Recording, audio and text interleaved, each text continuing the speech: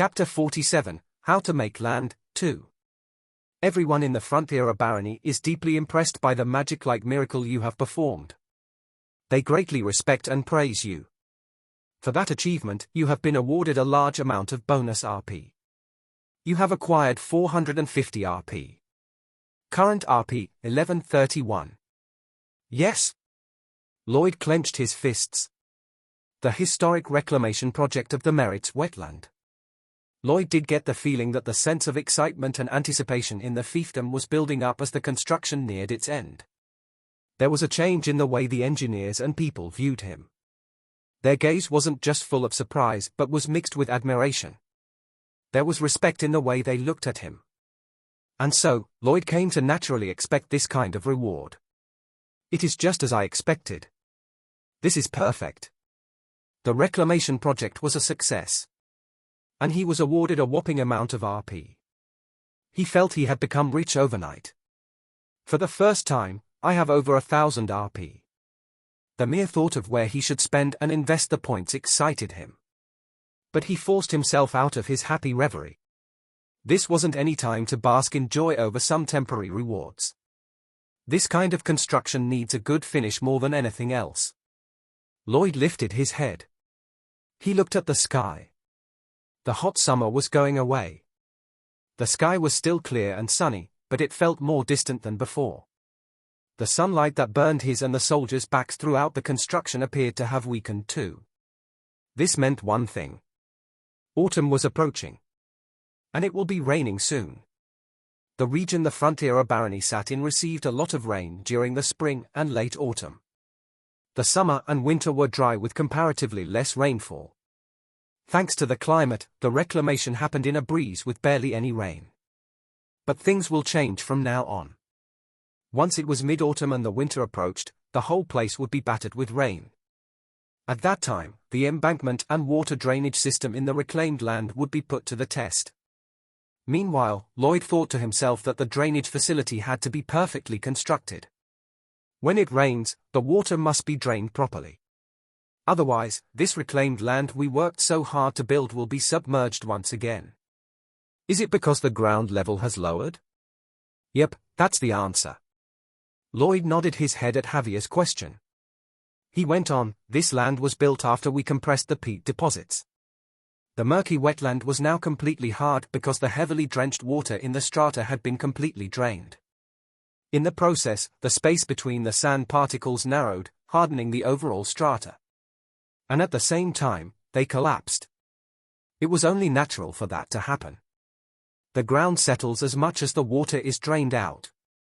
By settle, do you mean that it sank down? Yeah, and since the ground level lowered, the water will easily stagnate when it rains. Thus, it'd be equally difficult for it to be drained. That does not sound good. How about we pour more sand to elevate the ground level? Javier tilted his head as he spoke. Lloyd chuckled. No, that method wouldn't work. No, why? Because the ground here is made up of peat deposit. I am not sure what you mean. Given the peat deposit's characteristic, the additional layer of earth and its weight would sink the ground again. So it's in vain even if we add more earth on the top. Similar to how you can go out on tons of blind dates, but you won't get a girlfriend. It just doesn't happen like that. What is a blind date? You don't have to know. There are things that just won't happen even if you try hard. Just like your face, Master Lloyd? Yeah, and just like your insomnia. Skillfully parrying the unexpected verbal blow, Lloyd smiled. Anyway, that's why you need a water wheel. The water wheel used water to power its movement. And the Merritt's wetland was surrounded by two currents of the coarse river. This meant that the water wheels could be run all year round since water was easily available just outside the embankment. Why do you think I dug several waterways in the reclaimed land? To make sure that the stagnated water will flow to one place? Javier asked. Yeah, exactly. I'm making sure that the water will flow to one area. And I'm going to push the water out using the screw type of pump water wheel. Lloyd happened to be aware of an excellent model to follow to manage reclaimed land after finishing a reclamation project. It was the reclaimed land of the Netherlands, the Kinderdyk. Kinderdyk was similar to this place. That wetland used to be made of peat deposits. And the Dutch drained the water and built the embankment after working for a long time. Once the consolidation phenomenon took place, the land hardened and became lower at the same time. When that happened, the lowered ground level became flooded with water. So Dutch people decided to build a windmill to prevent the deluge, making smart use of the country's geographical features and climate. It was a wise choice because the Gulf Stream that surrounded the land ensured its winter to be warm and snowless. And due to the impact of the westerlies, the wind blew hard all year long. The perfect role model. It's the best source of reference, except for the windmills. The Meritz wetland didn't require any windmills. The water wheel, which used the hydropower of the tributary, was enough. Moreover, the Frontiera barony had a talent who could make a traditional screw-type pump water wheel, just like most of the fiefdoms. Anyway, the water wheel construction will begin soon. I already placed an order. It was true. Lloyd had summoned the talent on day one of the reclamation project. He had prepared a hefty down payment for him in advance. He should be here soon. The engineer was slated to come today. But the man was nowhere in sight. Instead of him, a group of unwelcomed and uninvited guests arrived. What is this? The south of the Meritz wetland. Lloyd noticed a group of people from afar in that direction. There were about 20 people, and everyone rode horses. The engineer? No, they are not. They were neither civil engineer soldiers nor workers. Among the group of people, there was a guy in the front draped with a fancy cape, riding a white horse. Just then, a portion of the story in the Night of Blood and Iron came to his mind. Viscount Lacona? The south of the Frontiera barony. The Lacona Viscounty was its neighbor. The novel mentioned in brief that Viscount Lacona was a man of extreme extravagance. A cape in this weather? Yeah, it has to be him. While Lloyd continued to think, the unwelcome guests continued to approach. As soon as they closed in on Lloyd, one of the men tossed a question at him without any sort of introduction. Are you in charge of the construction site? The voice came from a man riding a black horse. He was dressed simply. But based on his muscular build, the sword tucked into his waist, and adept horse riding, Lloyd could ascertain that the man was a knight. Javier stepped forward and said, "What's your manners? This noble gentleman here is Lloyd Frontiera, the eldest son of Baron Frontiera, the owner of the Frontiera fiefdom. Who do you serve, and what business does your master have to come all the way here?" Lloyd Frontiera? We have business with the Baron of the fiefdom. Pray, where is he? Javier's eyebrow twitched. And he had all the right to react that way. He had made it plain and evident that the son of the Baron was present. But the man, who certainly was a knight, paid no manners. Moreover, he even spoke without getting off the horse, unilaterally requesting to meet the Baron. His manners bordered on brutishness. However, Javier failed to lash out at the man for his impertinence. To be more exact, Javier failed to grab the chance to do so. That was because Lloyd immediately cut in before Javier could hurl the harsh words that were just at the tip of his tongue. Could it be perhaps that you are Leonero Viscount Lacona? Yes, he is. The eldest son of the Frontiera barony better mind his manners to the Viscount. Hush! Stay out of this lowlife. The nobles are talking here. Are you Viscount Lacona? Lloyd ignored the knight and looked to the man draped in a cape. The knight on the black horse instantly grimaced. The same thing happened to the 20 knights behind him. When he saw their changing faces, Lloyd plastered a bigger smile.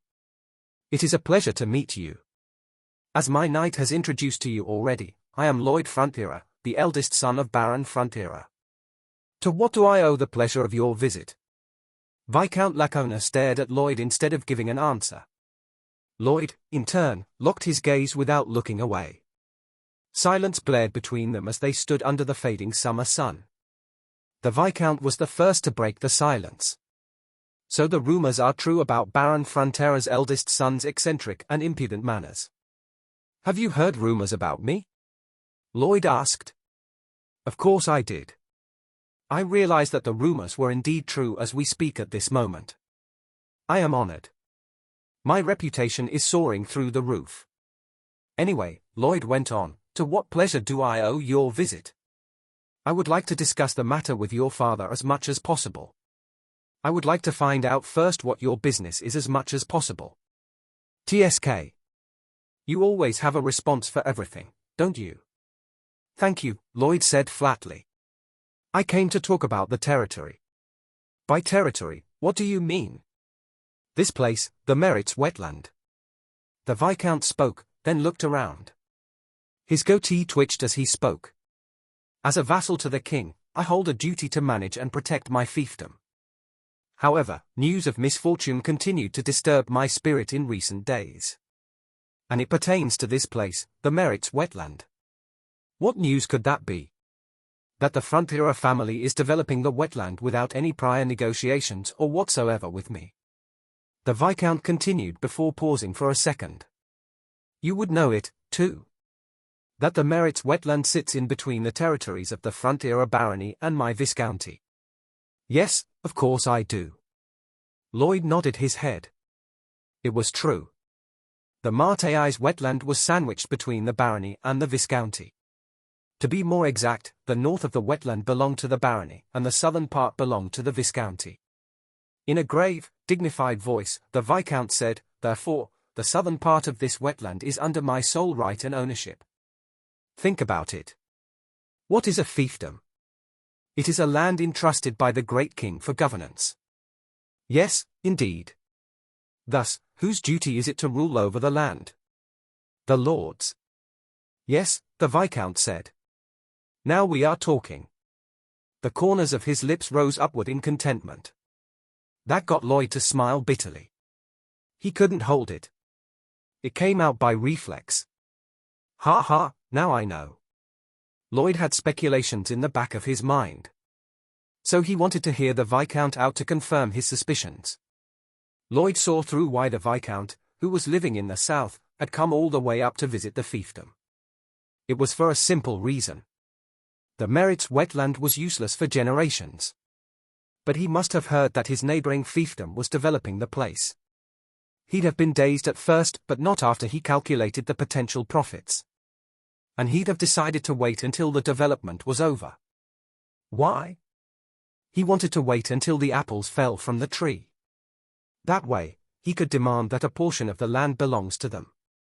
Classic free-riding tactic. What a vermin. He's a true pest.